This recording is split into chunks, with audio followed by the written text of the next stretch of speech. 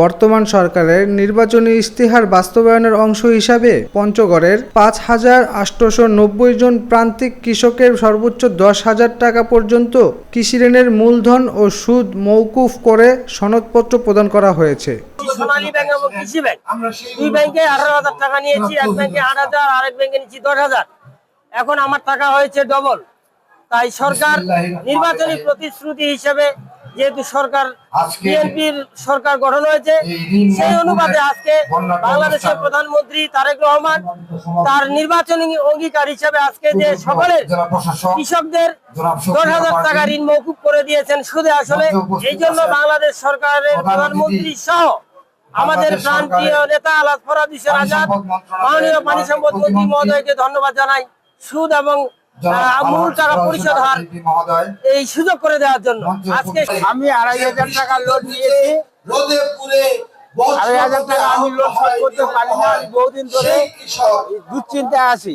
আজটা এই যে বর্তমান সরকার এসে আমার ঋণ মুক্ত করে দিল, আমি খুব খুশি হয়েছি। আমার বাবা কৃষি ব্যাংক থেকে টাকা ঋণ করেছিলেন।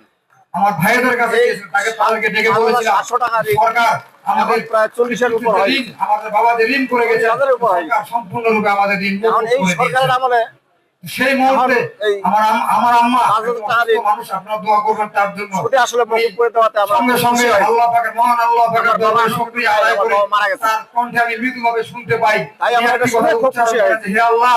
পঞ্চগড়ের জেলা প্রশাসক মোসাম্মদ শুকরিয়া পারভীনের সভাপতিত্বে অনুষ্ঠিত এই সভায় বিশেষ অতিথি হিসাবে উপস্থিত ছিলেন পানি সম্পদ প্রতিমন্ত্রী ফরহাদ হোসেন আজাদ।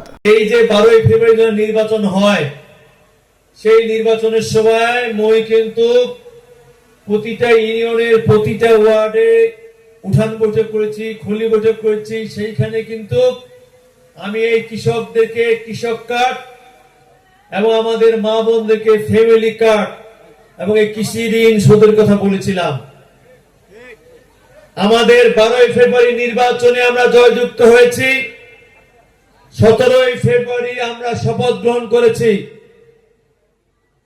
এবং প্রথম ক্যাবিনেট মিটিং 18 তারিখে আমাদের মাননীয় প্রধানমন্ত্রী প্রথম যে কাজটি করলেন, এই সরকার যে কৃষি বান্ধব সরকার, সেটাকে মাথায় রেখে কিন্তু শুধু 10,000 টাকা কৃষি ঋণ নয়, এই ঋণের যে সুদ আছে সেই সুদ সম্পূর্ণ মওকুফ করার ঘোষণা দিলেন।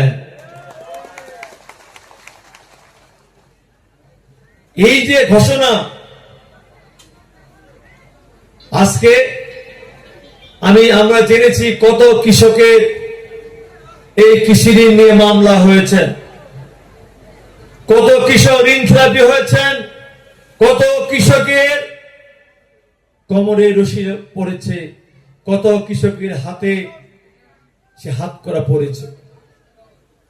আজকে আমাদের তারেক রহমান সরকার, উনি জানেন যে বিগত দিনে এই কৃষকদের উপর নির্যাতন হয়েছিল, নিপীড়ন হয়েছিল। উনি জানেন ওনার পিতা যখন এই রাষ্ট্র ক্ষমতা এসেছিল তখন থেকে উনি বুঝেছেন যে জিয়া রহমানের দেশকে বাঁচাতে গেলে কৃষককে বাঁচাতে হবে, কৃষককে স্বনির্ভর করতে হবে। সেই শুরু হয়েছে 1977 সাল থেকে। এই যে শুরু হয়েছিল কৃষকের নিয়ে কাজ করা, সে আমরা এখানকার গ্রামে গঞ্জে মানুষ আগে একটি আবাদ করতাম, মনে আছে? এই জিয়া রহমানে কিন্তু সেই সময় ইরি ধান নিয়ে আসলো, মনে আছে আপনাদের? সেই ইরি ধান কিন্তু আমাদের প্রধান ফসল হয়ে দাঁড়িয়েছে। সেখান থেকে জিয়া রহমানের পথ ধরে খালেদা জিয়া সরকার গঠন করলো, করেই কিন্তু 91 সালে কি করলো, 5,000 টাকা কৃষি ঋণ শেষে মওকুফ করলো। এই ধারাবাহিকতা আসতে চলছে, কিন্তু বিগত দিনে সরকারগুলো কৃষকের কথা চিন্তা করে নাই, ব্যক্তি স্বার্থের কথা চিন্তা করেছেন এবং নিজের দলের স্বার্থের কথা চিন্তা করেছেন। সেই চিন্তা থেকে আজকে আমাদের কৃষকরা লোন নিয়েছেন, ঋণ নিয়েছেন। সেই ঋণের বোঝা নিয়ে এই যে এখানে বক্তব্য দিল তহিদুল, তার হৃদয়ে নোংরানোর কথাগুলো আমরা শুনলাম, জানলাম।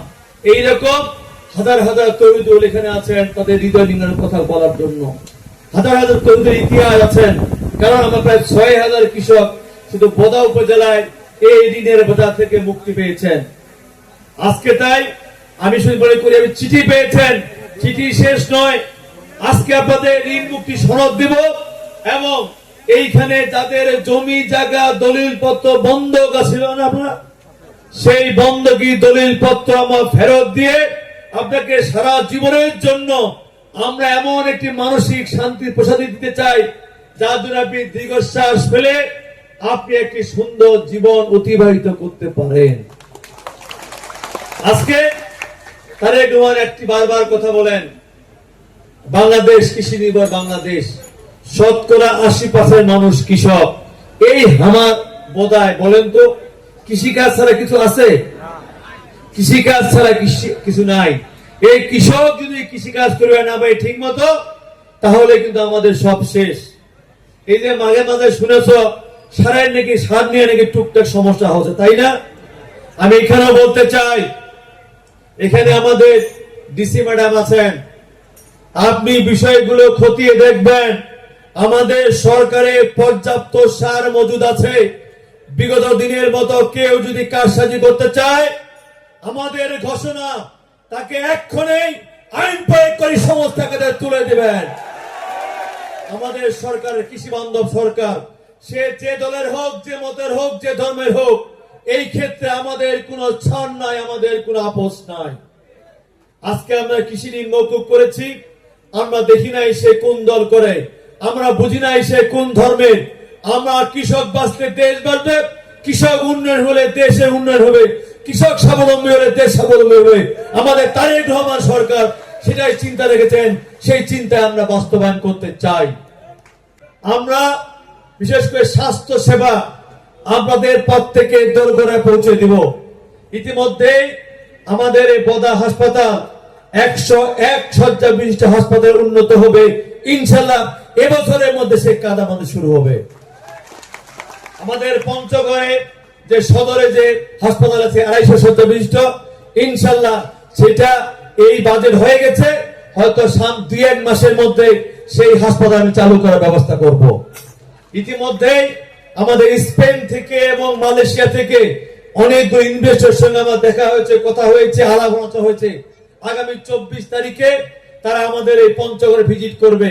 তারা তাদের মানে মালয়েশিয়া অথবা স্পেন বা ব্যাংককের মানে আমাদের এই বোদা দেবীগঞ্জ পঞ্চগড়ে ওই রকম একটি শাখা হাসপাতাল করতে চায়।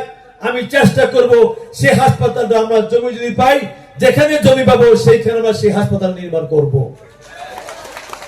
কারণ স্বাস্থ্যই প্রকৃত সুখের মূল, তাই না? এবং আমার এখানে বোদা হাসপাতালে 50 শয্যা বিশিষ্ট হাসপাতাল, রোগী গেলে ডাক্তার আছে, মেশিন নাই, মেশিন নিয়ে দুনিয়ার সমস্যা। আমাদের রোগীকে সমস্ত রেফার করা হয় ঠাকুরগাঁ, দিনাজপুর, রংপুরে। পঞ্চগড় হাসপাতালে একই অবস্থা, দেবীগঞ্জ হাসপাতালে একই অবস্থা, তেতুলিয়া, আটোয়ারি হাসপাতালে একই অবস্থা।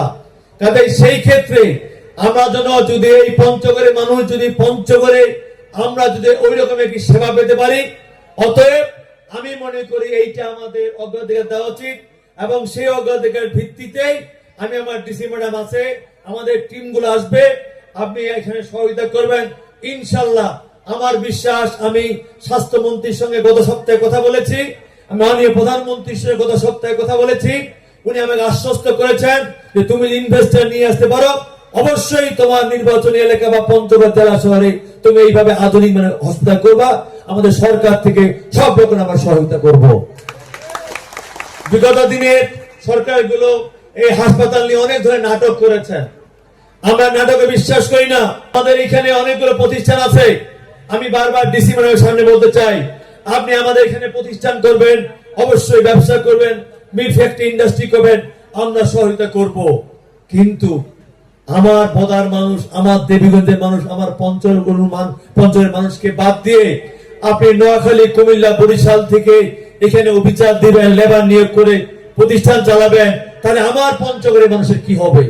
তাদের আমার কথা একটাই, আপনি বলুন তো আমার পঞ্চগড়ে কয়টা মানুষকে আপনি দিনাজপুরে কাজ দিতে পারবেন? আজকে যদি ব্যবসা বাণিজ্যের ক্ষেত্রে বলেন, আপনি বলুন তো আজকে পঞ্চগড়ে ওই রংপুর থেকে, দিনাজপুর থেকে, ঠাকুরগাঁ থেকে, নীলফামারী থেকে বড় বড় ঠিকাদার এসে ব্যবসা করতে পারে? আমার পঞ্চগড়ে কি ভালো ব্যবসায়ী নাই? তাদেরকে বলুন তো ওই দিনাজপুরে গিয়ে একটা কাজ করতে, তাদেরকে বলুন তো ঠাকুরগাঁয়ে গিয়ে একটা কাজ করতে, রংপুরে একটা কাজ করতে। সেখানে পঞ্চগড়ের কোনো স্থান নাই। আমার মেসেজ ক্লিয়ার, আমার ফার্স্ট চয়েস, ফার্স্ট প্রায়োরিটি থাকবে আমার পঞ্চগড়ের মানুষ। আমি পঞ্চগড়ের মানুষকে নিয়ে বসবাস করি, পঞ্চগড়ের মানুষ আমার হৃদয়ে ধারণ করি। অতএব সব ক্ষেত্রে সব জায়গায় আমি আমার পঞ্চগড়ের মানুষকে অগ্রাধিকার দিতে চাই এবং তাদেরকে সামনে নিয়ে আমি এগোতে চাই। আমি